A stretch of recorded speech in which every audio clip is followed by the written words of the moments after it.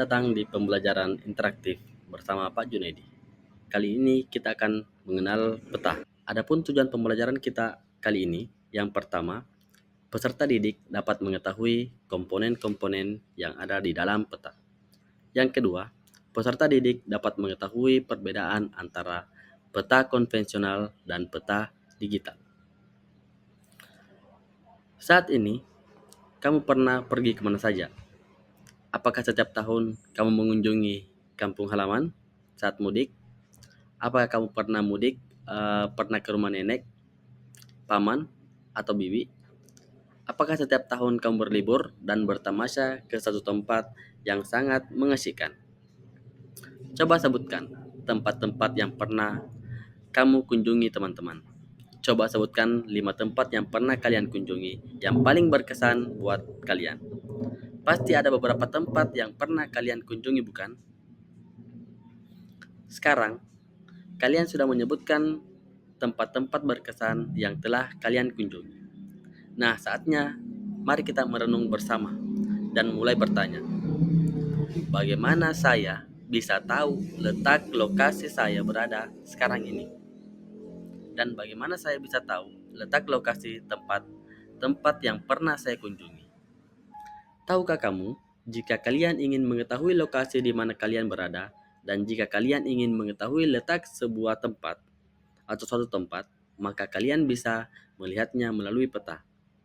Ya, benar, kalian bisa melihat suatu tempat melalui peta, tapi apakah kalian pernah mendengar istilah peta sebelumnya? Jika kalian belum pernah mendengar istilah peta, izinkan Pak Guru untuk memperkenalkan kepada kalian tentang peta itu seperti apa. Jadi, peta adalah gambar atau representasi dari suatu wilayah atau tempat di bumi. Peta membantu kita mengetahui arah seperti utara, selatan, timur, dan barat. Peta juga menunjukkan letak suatu tempat dan memberikan informasi tentang gunung, sungai, dan danau.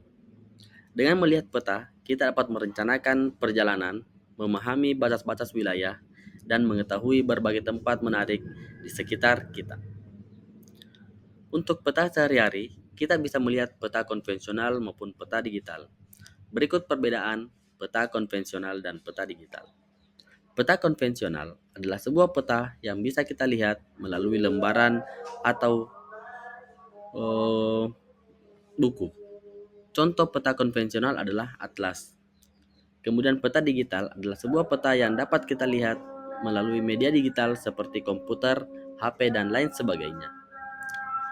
Nah, adapun komponen-komponen peta, beberapa komponen terpenting di peta yang bisa kita lihat dapat berupa arah mata angin, garis astronomis, skala, dan simbol.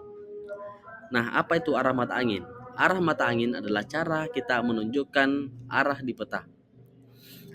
Ada 4 arah utama atau mata angin utama yang biasanya digunakan, yaitu utara, selatan, timur, dan barat. Berikut penjelasan singkat tentang setiap arah. Utara adalah arah yang menunjuk ke arah kutub utara atau kutub utara bumi. Biasanya ditandai dengan huruf N pada peta. Kemudian selatan adalah arah yang menunjuk ke arah kutub selatan atau kutub selatan bumi. Biasanya ditandai dengan huruf S. Kemudian timur adalah arah yang menunjuk ke arah matahari terbit. Pada peta biasanya ditandai dengan huruf E. Kemudian barat adalah arah yang menunjuk ke arah matahari terbenam.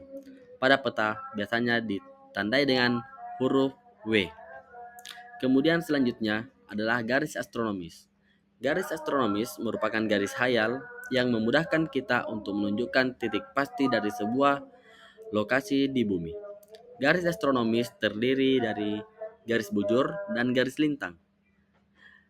Garis bujur adalah garis khayal yang membentang dari kutub utara ke kutub selatan bumi. Garis ini membantu kita mengetahui seberapa jauh suatu tempat dari meridian 0, yang merupakan garis bujur utama yang berada di Greenwich, London, Inggris. Kemudian garis lintang adalah sebuah garis khayal yang digunakan untuk menentukan lokasi di bumi yang berpusat pada garis khatulistiwa atau utara dan selatan. Kemudian, skala peta. Skala peta adalah alat yang digunakan untuk menunjukkan seberapa besar atau kecilnya suatu area di peta dibandingkan dengan area sebenarnya di dunia nyata. Skala membantu kita memahami perbandingan antara ukuran sebenarnya dan ukuran yang ditampilkan di peta. Skala dapat berupa garis-garis, angka, atau simbol yang menunjukkan jarak sejati. Misalnya, skala 1:1 juta. Itu artinya setiap 1 cm di peta mewakili 10 km jarak sebenarnya di dunia nyata. Atau bisa juga berbentuk bar, di mana sebuah garis di peta memberi label dengan angka yang menunjukkan panjang sebenarnya. Misalnya, garis panjang 1 cm di peta mungkin disertai label 100 km. Itu menunjukkan bahwa panjang tersebut setara dengan 100 meter di dunia nyata. Kemudian simbol. Simbol peta adalah gambar atau tanda kecil yang digunakan untuk menunjukkan atau mewakili berbagai objek atau fitur di suatu daerah. Simbol membantu kita memahami informasi tentang peta dengan cara yang mudah dan sederhana. Berikut adalah beberapa contoh simbol yang sering digunakan di peta. Ada simbol titik, ada segitiga, ada garis, dan sebagainya. Terima kasih. Sampai jumpa di pertemuan berikutnya.